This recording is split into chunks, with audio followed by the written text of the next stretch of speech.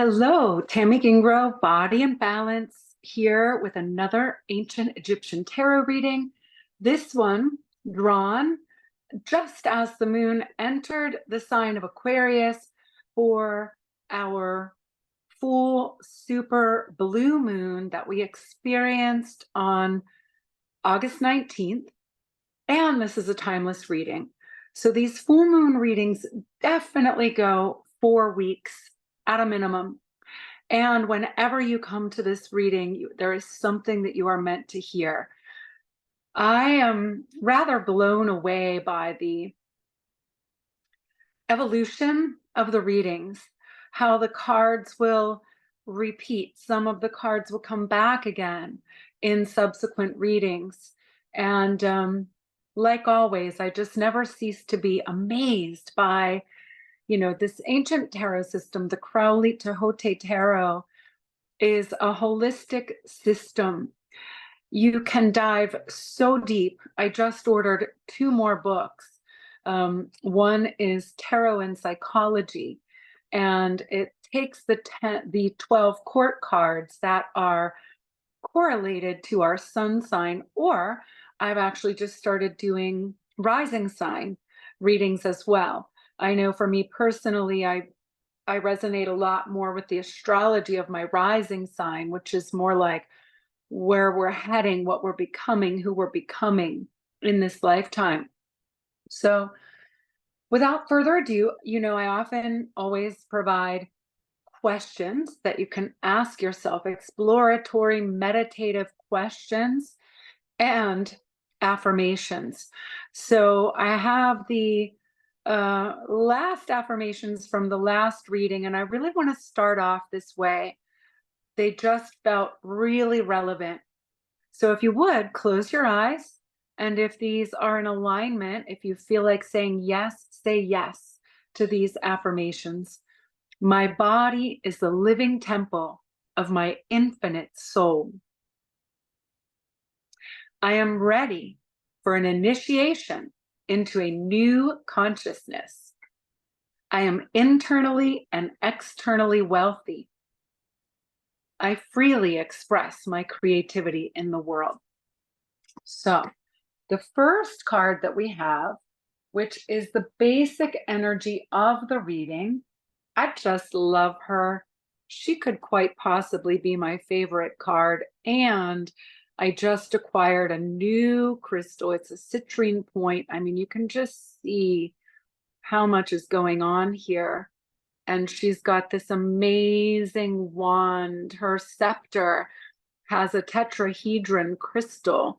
It also looks like a citrine, and it pierces the earth, putting fire, the highest light of the highest order, into the earth. I'm just amazed with this crystal. And she came out in our last reading, which was the Lionsgate 888 portal reading.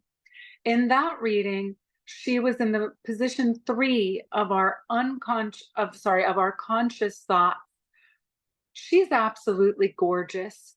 I'm just, these are originally watercolor paintings by Lady Frida Harris. And I'm just amazed at how much light she's able to bring through in this image. So the Princess of Pentacles, or discs, represents the earth, the earthy part of earth. She's also the last of the court cards and could quite possibly then be considered the last card in the deck altogether. This is indeed a time of endings and new beginnings. And I invite you to focus much more on the new beginning. Don't get caught up and swept away in the chaos of these dying systems clinging to the last remnants of life. Let's let them go. They no longer serve us. So this princess is on the brink of transfiguration. To me, that's indicated by the light. and she is strong and she is beautiful. And we talked about already the tetrahedron crystal at the end of her scepter. And this is symbolizing the birth of the highest, purest light in the deepest, darkest element of earth. She is pregnant with the secrets of the future. She's womanhood in her ultimate projection, feminine in her ultimate projection. So this princess of the echoing hills, she's thought to be the princess of the echoing hills and the rose of the palace of earth. She is sublime.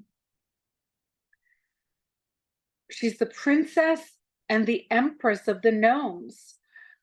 Of such excellence, she's of such excellence, beauty, and grandeur as to inspire admiration and awe. She's resolute. She's pregnant and a warrioress nonetheless.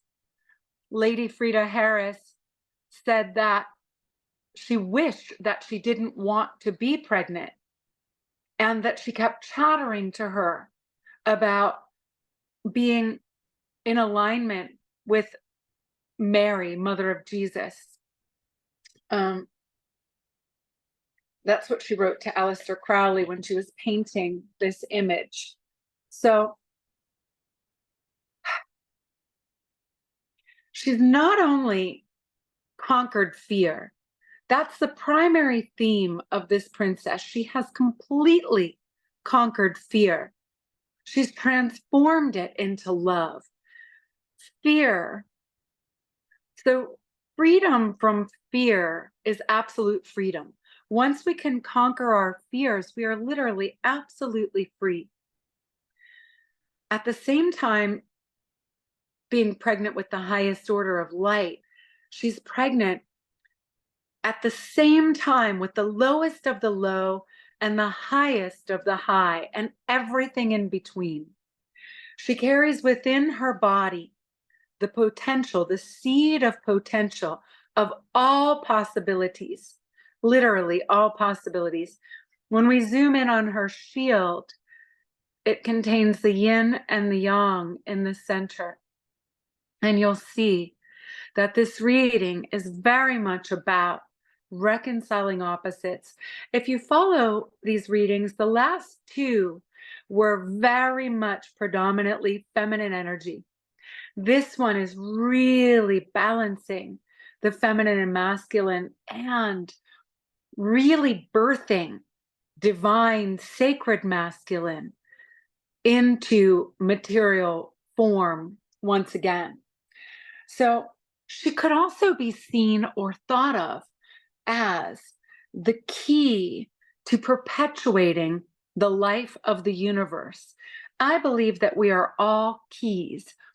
Our energy meridians uniquely plug in and connect to the ley lines of the earth so that each one of us is a key. Our unique soul's purpose for being cannot be fulfilled by another. She's also Malkuth in the Kabbalah. That's the 10th Sephira. In Hebrew, she is Shekinah.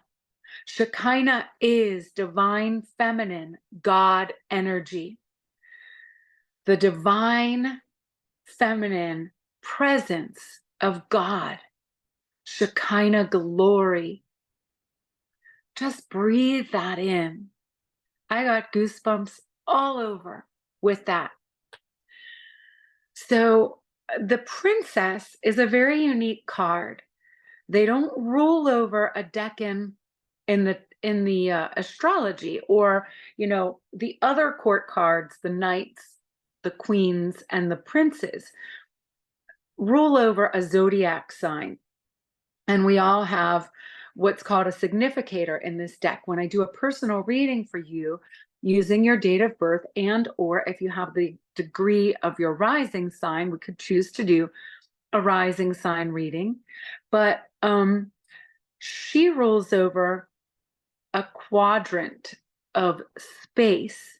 In this case, she rules over the Pacific. And sometimes I can't read my writing. It bothers me so much. Um, she's seen as glory rising from the earth herself and establishes her altar among the barren and dying trees. And her fertile presence is going to make them green and abundant again. This is such a beautiful and powerful card to have as our basic energy. You know, this is the day following the full moon, and this full moon energy, 4 nights last week, 4 nights in a row leading up to this full moon and the two T squares. We had Jupiter squaring Saturn exact at 5:37 p.m. on the day of the full moon. And we had two T squares, which are very powerful. Squares are challenges. So we had 8 planets involved in squares. So I felt a heaviness yesterday, sort of an indecisiveness, and almost like a demanding to just go with the flow. So I had fully intended to record the reading yesterday, and I just didn't want to. That's all there is to it. I just didn't feel that I had the energy to do it. I just needed to bask in the energy and keep meditating upon the energy. We're about to fertilize the new aeon, the new earth, which I fully believe is already built in another dimension. But it's up to us to fertilize it, to step forth, to raise our vibrational frequency enough so that we enter the golden doorway, just the color gold, with that 888 Lionsgate portal. We meditated on gold, the alchemical gold that we are becoming as we return to our crystalline nature, beings of light. We're not atoms, but plasma. We're beings of light. So her diamond tipped tetrahedron wand is the basic structure. The tetrahedron is the basic structure of all carbon-based life. She truly represents limitless potential.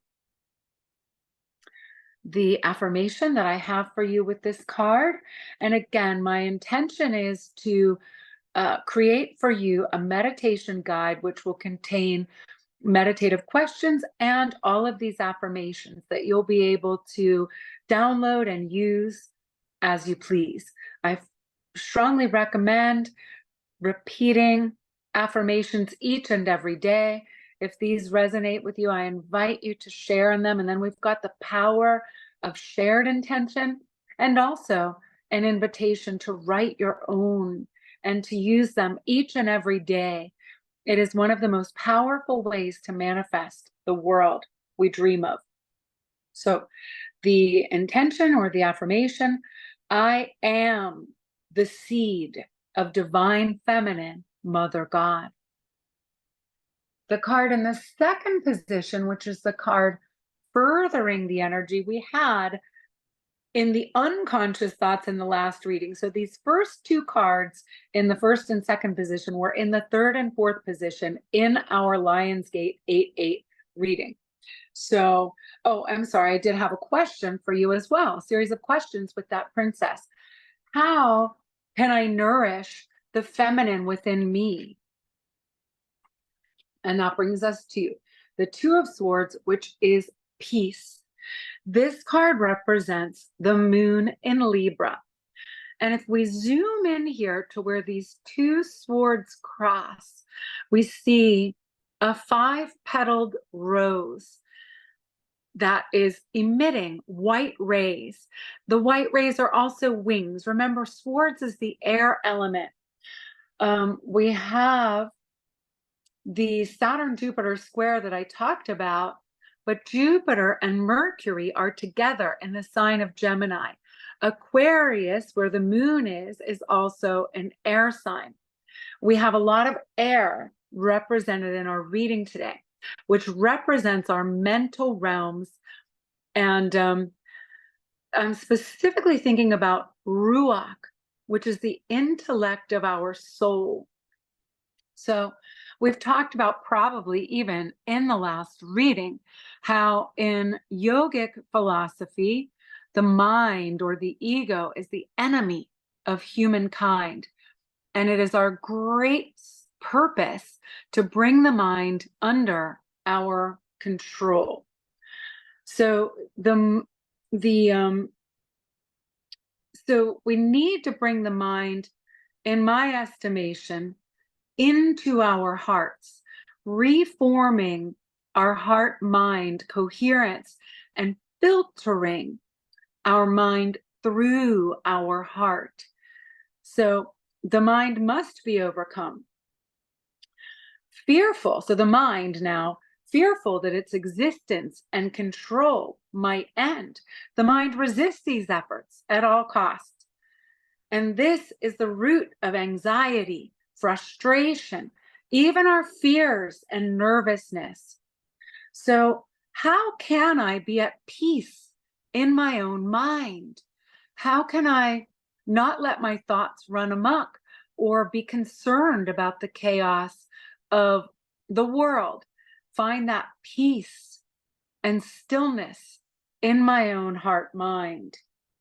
And how can we reconcile body, mind, and spirit so that we can rise to these higher levels of consciousness? And can I allow my thoughts, my intellectual mind, or the intellect of my soul to examine the light of truth and remain calm?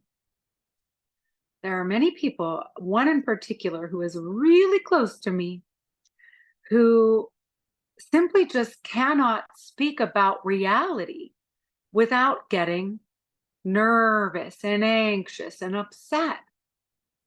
So how can we examine our thoughts, the light of truth, and remain calm? I believe that many more truths are going to be made so plain that none of us can any longer sweep them under the rug or live in denial. Now, affirmations.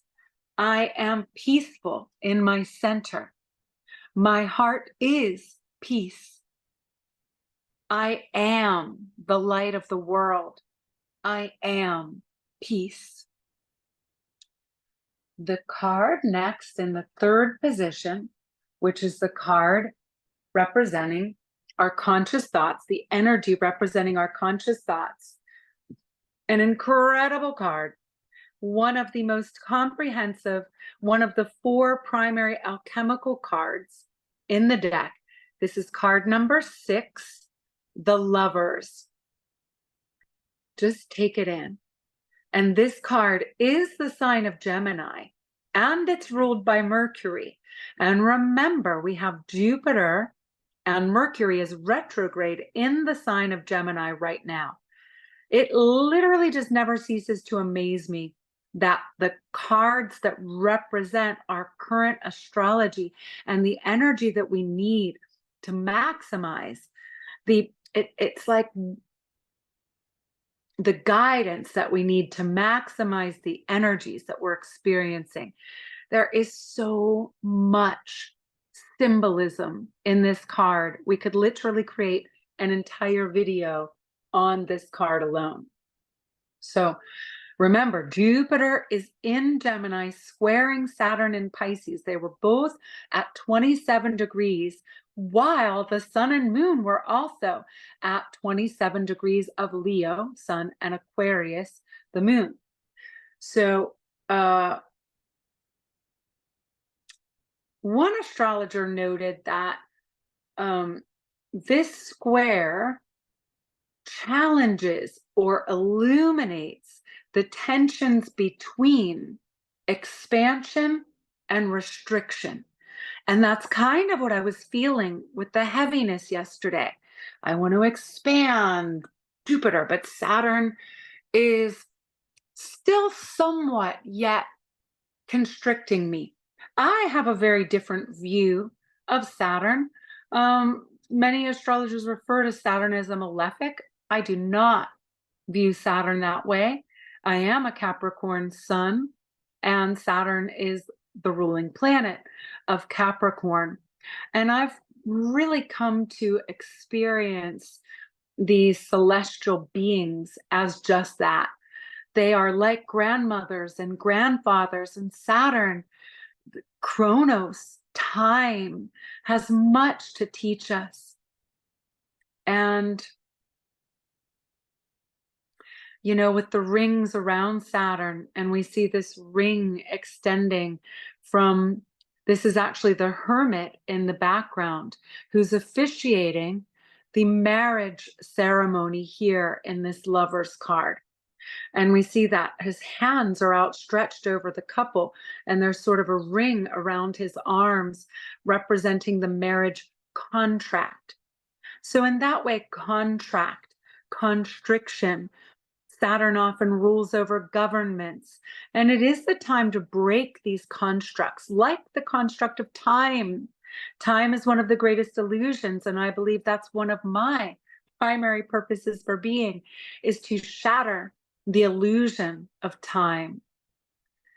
Because time, like everything else, has been corrupted by the powers that never should have been, which is why I feel so committed to hosting new moon global goddess gatherings and helping us to return to living in tune with the cycles of nature. There are 13 moons, not 12 months. It doesn't fit. None of it actually fits or makes any sense. The 40-hour work week, the all work and no play and all, it just doesn't make sense. So that's what I was feeling and why I didn't record yesterday. Now, are you able, this is a good question, are you able to drop into your heart and make peace with that tension within and without? Whatever that tension feels like to you between expansion and restriction. And how is that showing up for you? And what about the tension within and without?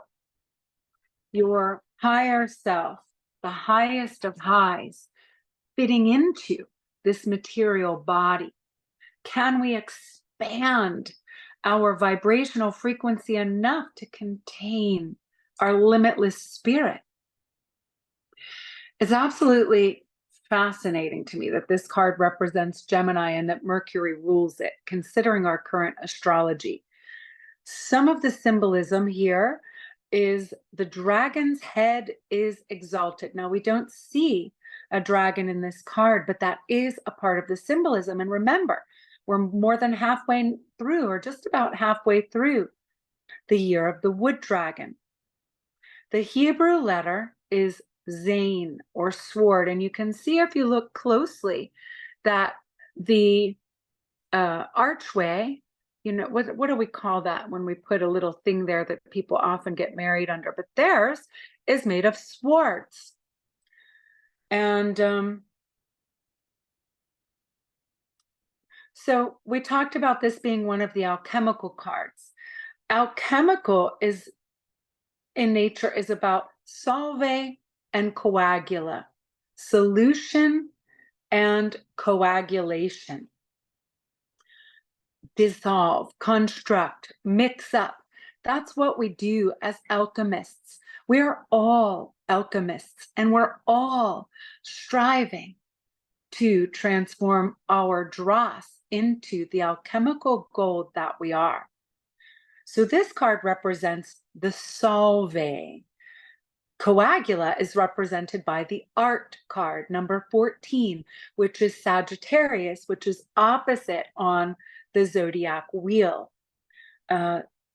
Sagittarius is opposite Gemini, and these are two of the most comprehensive cards, and we see the symbolism reversed in the two cards because there is a big progression between card 6 and card 14. And this is primarily a story of marriage and pregnancy. And we had the pregnancy so beautifully illustrated in our Princess of Discs card. So many characters here in this story, but the child who they will conceive in this marriage is represented by the Orphic egg entwined in a serpent. And we first saw this egg in the number 1, Atu1, or the Magician card. Just so much symbolism. We also see here that while this Orphic egg represents the essence of all life that comes under the formula of male and female, or masculine and feminine. And this Orphic egg also has wings. It's a little bit challenging to see. They blend into the background here, and it sits between the white eagle and the red lion, who we also have white and red tinctures in the Empress and the Emperor cards. We see that the children, who are none other than Cain and Abel. We see the black child under the white queen with the silver crown, the white child under the black king with the gold crown. And up in the children in attendance, Cain and Abel, and in the upper corners, we have Lilith and Eve. We already mentioned we have the hermit officiating. And the last piece of this is Cupid, blindfolded, shooting an arrow, but at no one. This card really is about reconciling the opposites within and without. And I question, is it time we walk away from these conventional norms and contracts and constructs? Do we just love as long as we want to love? You know, people get married for tax purposes and insurance purposes. It may well be time to review, revise, reconsider why we do the things we do. So, some affirmations. Real peace occurs when we truly reconcile all opposites. I surrender to dissolution, the process of rebirth and renewal. We can't rebirth without going into the cosmic womb, if you will, and being willing to dissolve. I am my own lover and beloved. I choose to transfigure my fears into love. The card we have in the 4th position, the position of our unconscious thoughts, we have the 3 of Swords, the 2nd card already in the Swords, and the 3rd card really representing the air element, because we already had Gemini there representing air. So sorrow is the name of this card, and sorrow doesn't have to be sad. So we see 2 crooked swords and the 3rd sword now piercing that same 5-petaled rose that we saw in the 2 of Swords. But now there's no longer white light emanating from the rose. Those triangular structures are wings, but the wings are disbanded. Remember, this is the air element.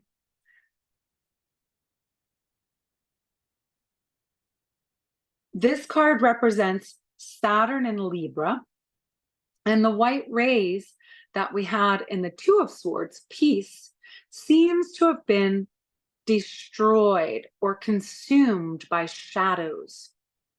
However, 3s in numerology are above the abyss.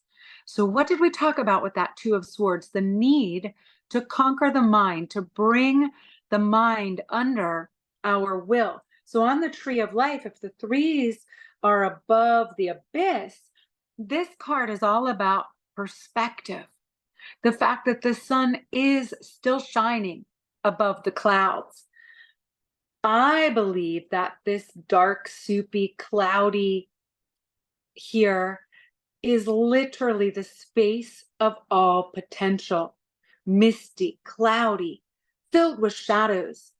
And we must now choose collectively to go into the 0 point void willingly, that space of all potentiality, the cosmic womb that we consciously dissolve, letting go of our fears, our old patterns and behaviors, those constructs that do not any longer serve us, including governments that have passed their time.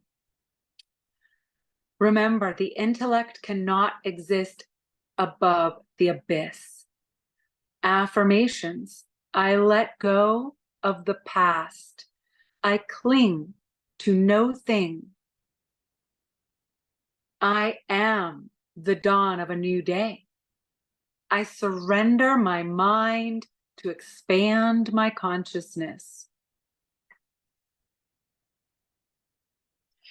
In the card of the past influence, we have yet another air card, the Knight of Swords. Boy, this card is just fast. He almost looks like he's been shot out of a cannon. And again, we talked about how all of the cards in the swords element, the air element, have wings. His wings look like a propeller, but they're also transparent, translucent, and veined, like that of a dragonfly. He rules, he's the fiery aspect of air, and he rules from the 20th degree of Taurus to the 20th degree of Gemini. More Gemini energy here, surprise, surprise. He is historically referred to as the Lord of the winds and breezes and the king of the spirits of air. So this card can signify a violent wind. The personality of the Knight of Swords, remember, he is, if we know people who are later degrees of Taurus, the third decan of Taurus, so end of middle of May to early degrees of Gemini, their personality can be or feel like an attack sometimes. They have acute minds that rarely rest or be at peace in their center. And they possess activity and skill, subtlety and cleverness. He is fierce, delicate, and courageous. Those are amazing qualities. Fierce, delicate, and courageous. His ideas may come to him, though, as inspiration without reflection. He's a conundrum in many ways.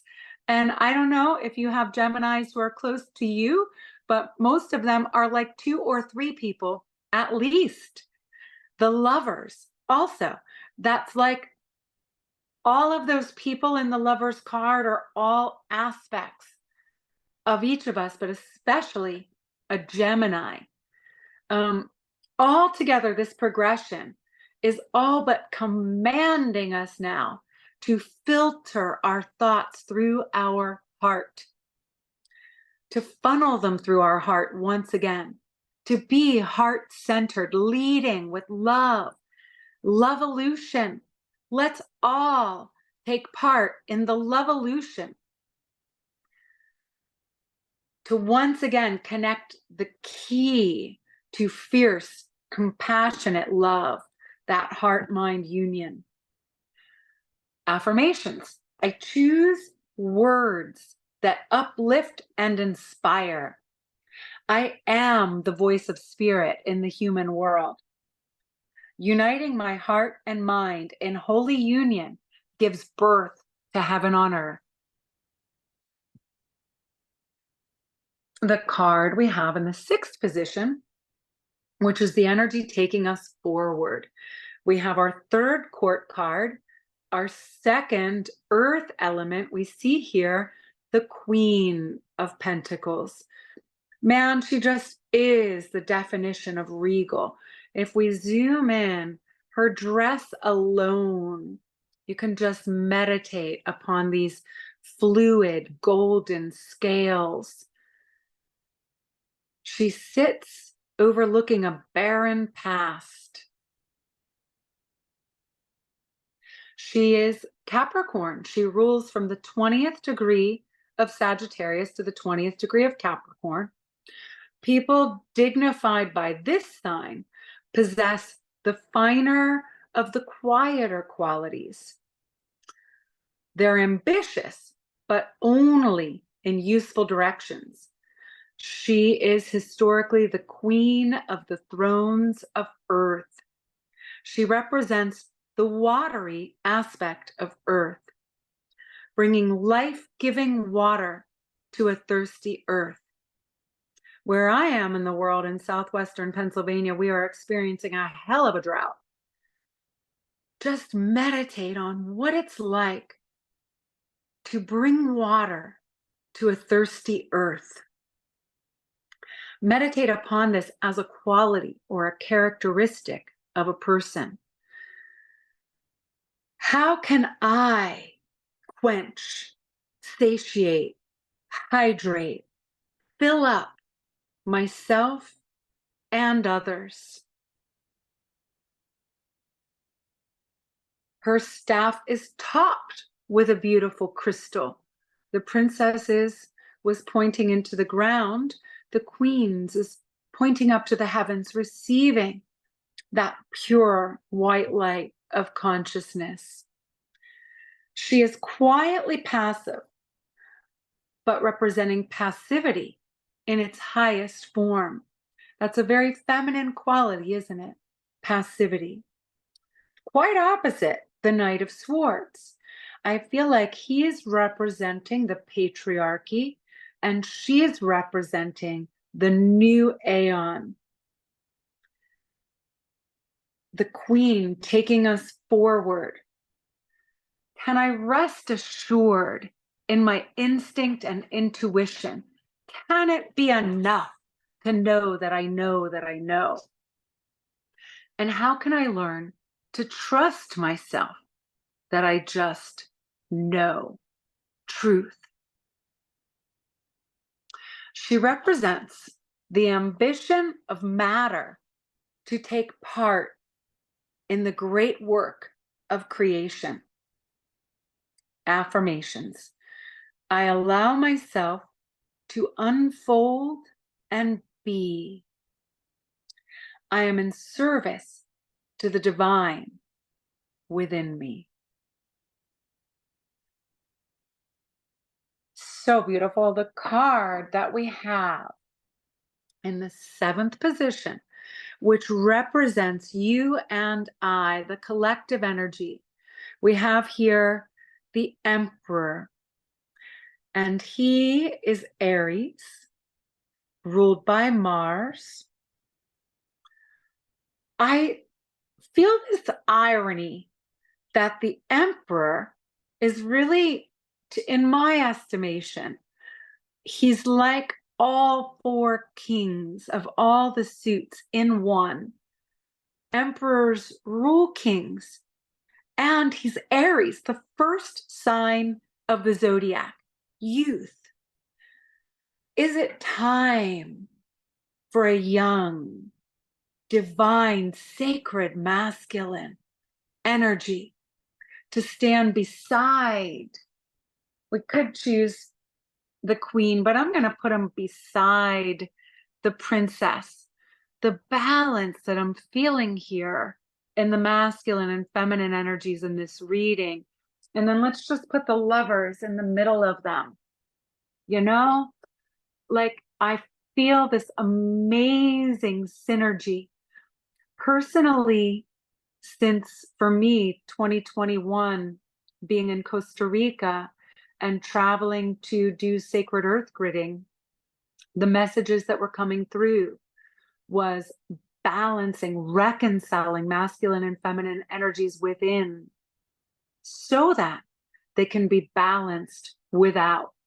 This is really telling that we're going to be living sacred, masculine being restored, and leadership, responsible, shared leadership, not one being over another. You know, for many, many, many, many, many thousands of years, patriarchy through terrible, terrible bloodshed and fear mongering reduced divine feminine, mother God, the cosmic womb and the seed of all potential, to a mere vessel to birth the babies of the king while he took on other lovers, and you know, all of the crimes against the feminine. But it's time to live feminine, masculine balance, unity.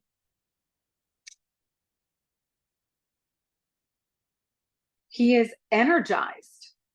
Mars rules and the sun is exalted. I feel a need to put the cards back where they go in this reading. I may pick them up again.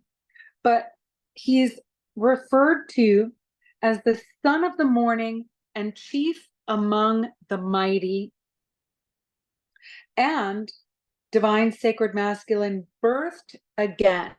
He's depicted as a flame-clad god. And on the path of the tree of life, he joins victory and foundation. What does that mean to you? What does that bring up in you? And for one to have a victory, does someone have to lose? I feel like that's what it means to connect victory to a solid, light-filled foundation.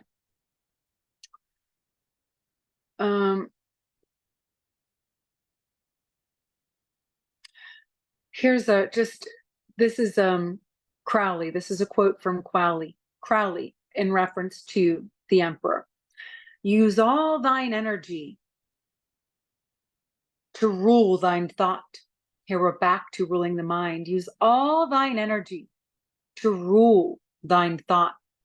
Burn up thine thought as the phoenix.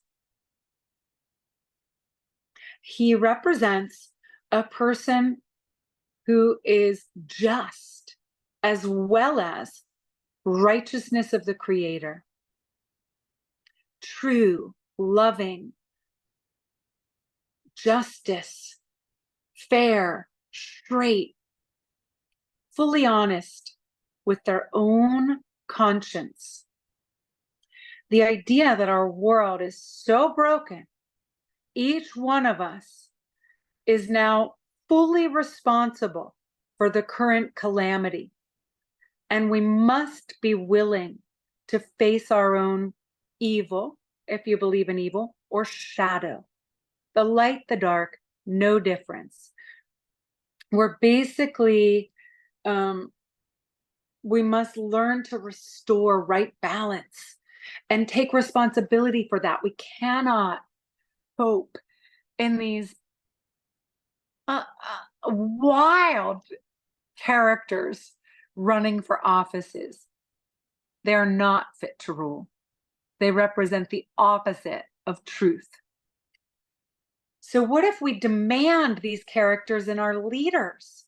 True, loving justice, fair, straight, fully honest with their own conscience. Let's begin to demand this of our leaders. If you could, would you fire all the current leaders of the world? I would. Can we even call them leaders? I don't think so. Crowley says he's a combination of energy in its most material form and the idea of authority, which had me really question what is authority. And so I decided to look up some definitions. Oxford Languages tells us it's a person or organization having power or control in a particular, typically political or administrative sphere. In the Bible, Jesus had the ability, right, or power to do something, but that power or source was given by someone else for a particular purpose, God the Father, God the Son. So, what do we do when there's gross misuse of power and authority? I don't have the answer. I'm asking. And if you have some thoughts on this, post it respectfully in the comments. And I'd also love to hear your comments about how you are personally feeling the energy of this moon and the first of our Saturn Jupiter squares, which is going to take us clean through to June of 2025. So this particular reading is a much farther energy as the recent readings have been. And then even a deeper meaning of authority is power to influence or command thought, opinion, or behavior. I'm going to state that one again. Power to influence or command thought, opinion, or behavior. Therefore, we are all influencers. Ask yourself, am I being influenced by an authority that I don't believe in? Such as current news, the political commercials. I have had my lifetime's fill of the political commercials. These are not anybody that I subscribe to or want to be in any kind of a relationship with or to have any kind of authority over me. What is ultimate truth? And again, that's just something to ponder. I do really love how the Queen of Pentacles is asking us to trust our own intuition and instinct to know truth. And then the Emperor, in my estimation, is asking us to not only question the current authority, but what if by ignoring them, we take their power away? What if by establishing the new, decentralized communities where we live in harmony, sharing responsibility, every voice heard, considering the well-being of all life and our earth? An affirmation: I am my own utmost authority. Crowley goes on to say, to explain the symbolism here, we see two rams, the symbol for Aries. He's seated in a throne whose capitals are heads of the Himalayan wild ram, and at his feet, couchant, is the lamb and flag to confirm this attribution on the lower plane. The ram by nature is a wild, courageous animal, lonely in lonely places. Have you ever seen a ginormous ram climbing like a 90-degree cliff on tiny little pegs? It's phenomenal. So lonely in lonely places. Whereas when tamed and made to lie down in green pastures, nothing is left but a docile, cowardly, gregarious, succulent beast. And this is the theory of government. Crowley's words. Would you agree? Something to ponder.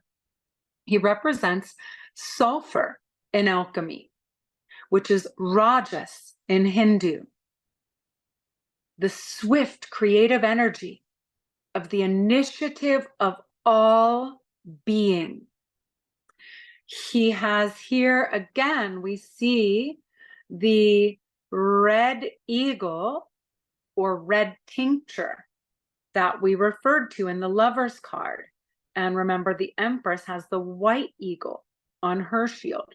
The red eagle here represents gold and the sun.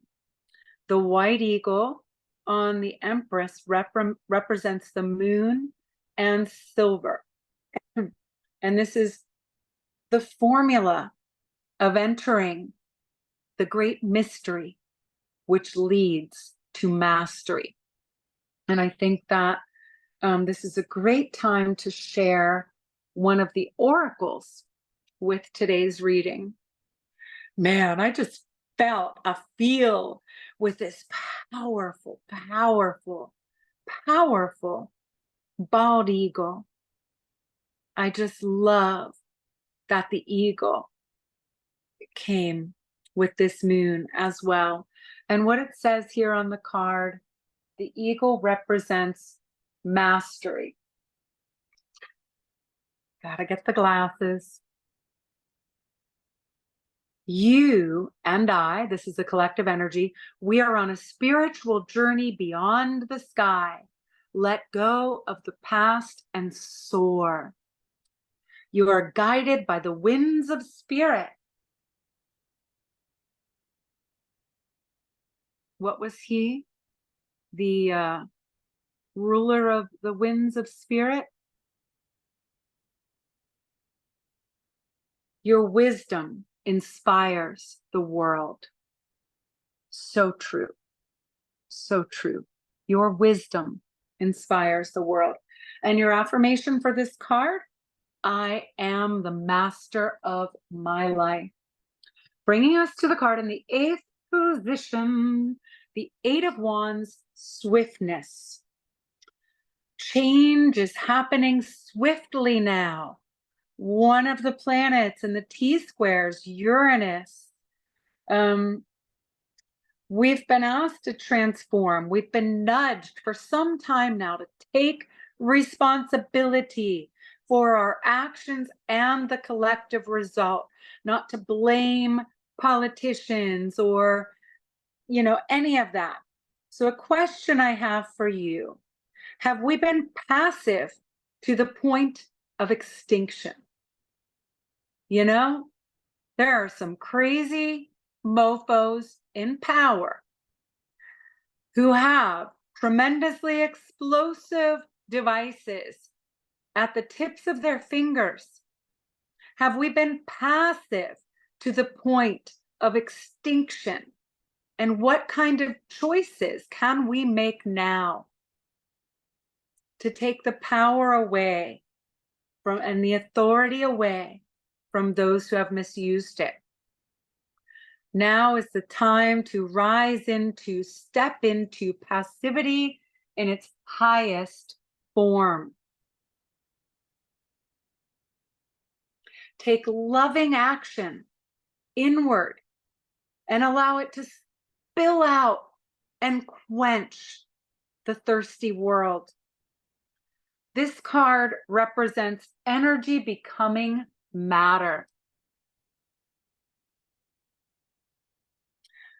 Matter that is ambitious to take part in the great work of creation. I love how these cards dance, how these energies, it's why I fell in love with this tarot. Because New Earth wants to be. It already is, and it wants to be. And what I want wants me.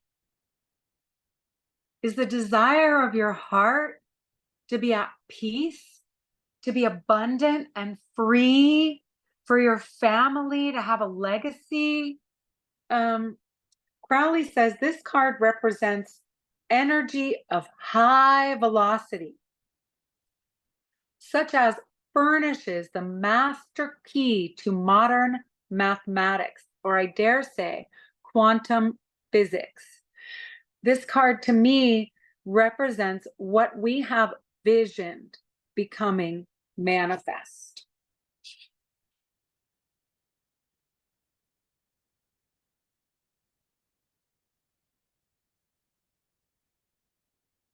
This could be business endeavors.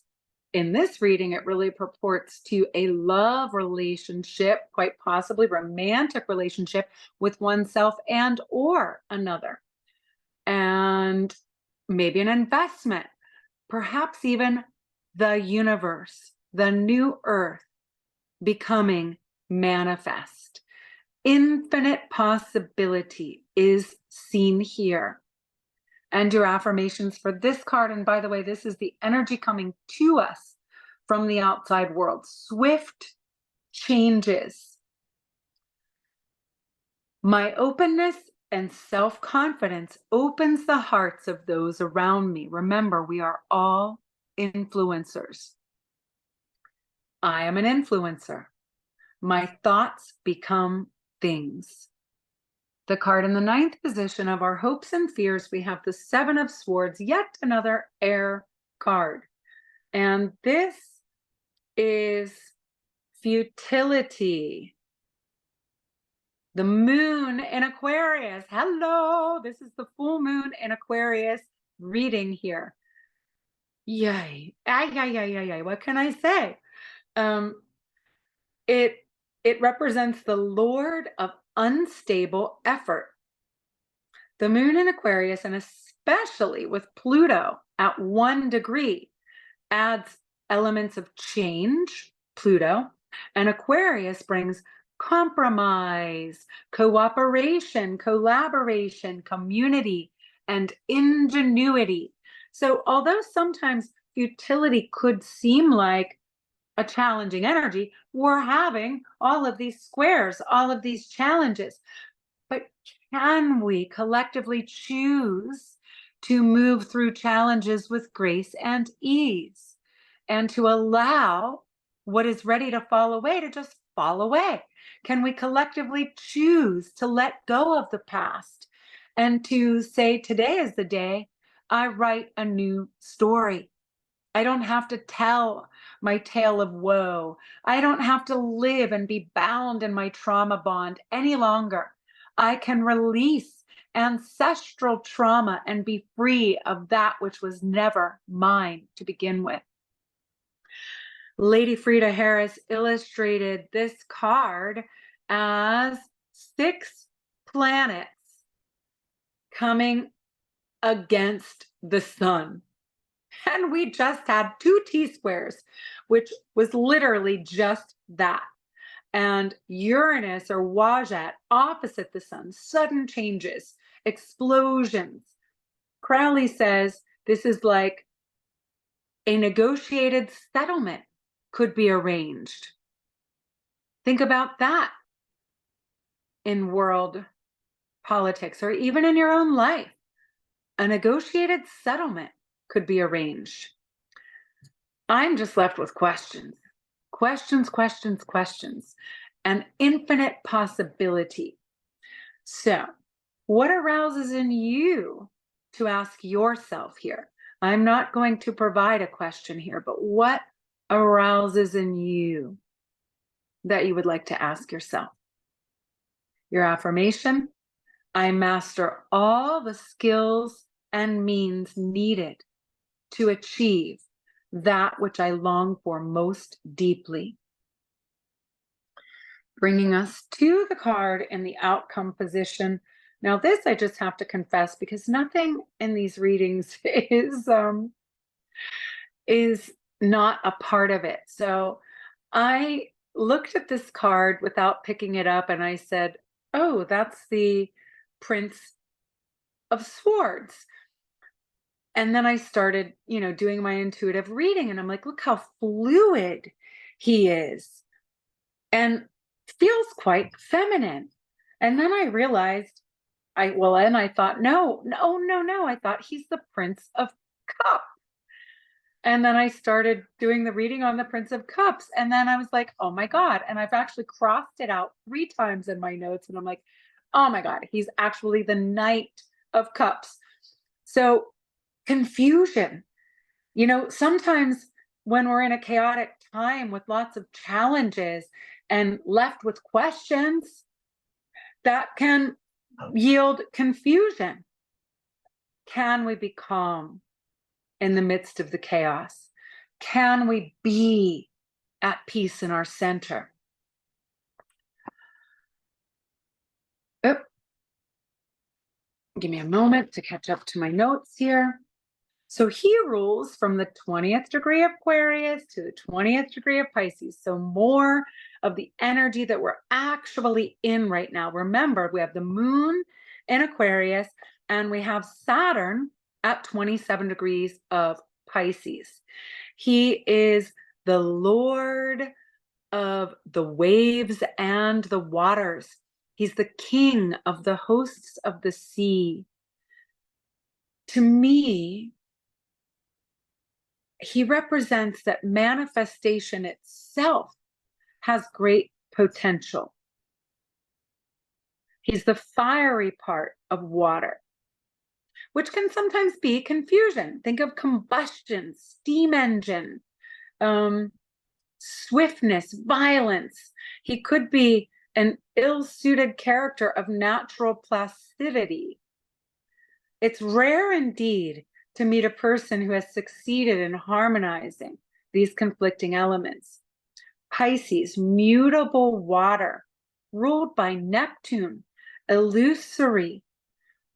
I feel like many Pisces are here in this lifetime, at least, to transform, transmute, transcend addiction.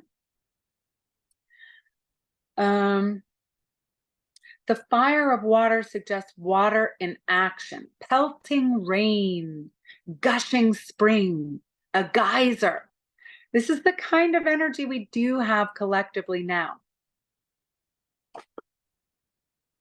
And it's also the energy that can swiftly manifest what you and I have been visioning.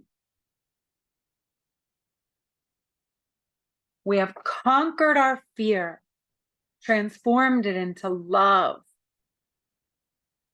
There is nothing to fear. Remain quiet and calm in your center, infinite spirit.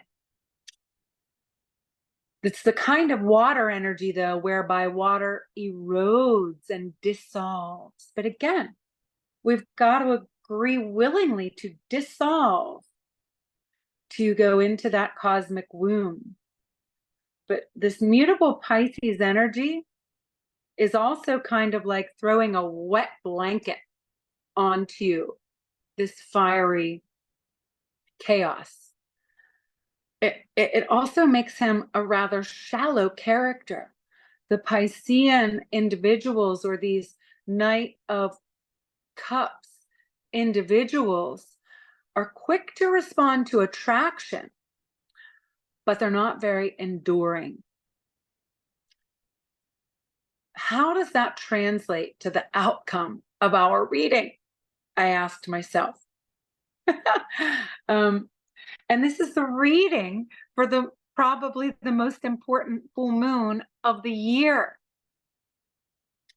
To me, he represents the greatest possibility for transformation. In his outstretched arm, he holds the Holy Grail with the Cancerian crab, representing divine feminine, the moon. His wings are so fluid. Down here, we have this beautiful, beautiful peacock, like the wave in his wake. His horse is so swift, it really does look like he's coming out of a geyser.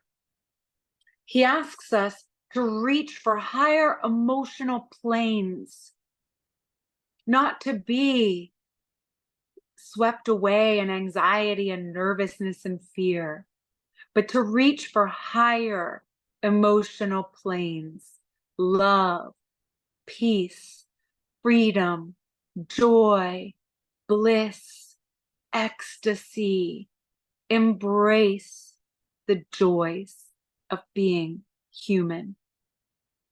He's asking us to enlarge our idea of family, divine mother, spiritual family, spiritual community.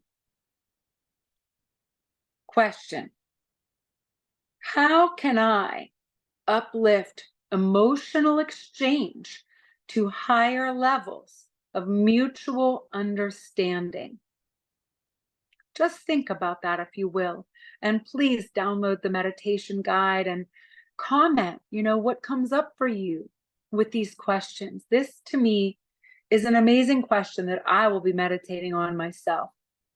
How can I uplift emotional exchanges to higher levels of mutual understanding? Thinking again of our current political climate, division, divisiveness, attack. It must be equalized. Can we throw a wet blanket on it and then collectively uplift emotional exchanges to higher levels of mutual understanding? Furthermore, well, never mind. I'm getting ahead of myself here. Now I have some affirmations. I am highly creative and I freely give expression to my deep emotions. I am striving for more perfect forms of emotional exchange. Interchange. Seek your true family, the community where you feel at home. Doesn't exist? Let's build it. Join us in Reimagine Fayette County. We're literally working to build New Aeon at Venus Rising Intentional Community, centered around a holistic integrative wellness and retreat center where holistic health is made available to all, where we have a 501(d) shared income business structure. And an affirmation: I create the contact I need. The card that we have in the underlying energy, so beautiful with this full moon. We have the moon reflecting the sun. Just again, reflect on this golden beauty. One of the happiest cards in the deck. The symbols for all 12 zodiac signs surround the sun. It sort of looks like a sunflower to me in some ways. It's card number 19, historically the Lord of the Fire of the World. Crowley says, give forth thy light. Oh God, I hate when I can't read my words. Give forth thy light without doubt. The clouds and shadows are no matter for thee. Every man and every woman is a star. In sun sign, our sun sign in astrology is the face that we put forward to the world. The sun always exists. We've dispelled the ancient myths that the sun dies every night or goes down to the depths to fight for survival. The sun is. And it is time that we as a race identify our own consciousness in this same phenomenon. I was before I put on this body, and I will be when this body returns to ashes. Awareness of heart, that our true essence and our essential spirit always exist. There are 3 levels of consciousness: subconscious, conscious, superconscious. The superconscious state is where intuition is unitive and sees all things as a whole. The problem and the solution are one. The solution is contained within the problem. And I'm going to close out now with my ultimate, undying intention, affirmation. Crowley wrote this in his explanation of the Sun card. And I hope that you, dear brother and sister, will take it up with me as our mantra. I am Haru Raha, Lord and Queen of the Sun, here to share light, life, liberty, and love for the purpose of the complete emancipation of the human race. Hate to get down to these kind of brass tacks, but please like, share, and subscribe. Spread the word. Be an influencer. Share love. Be the light. I said to my 4 daughters every day when I would drop them off somewhere, be the light. Be the light, brothers and sisters. I love you so much. Bye for now.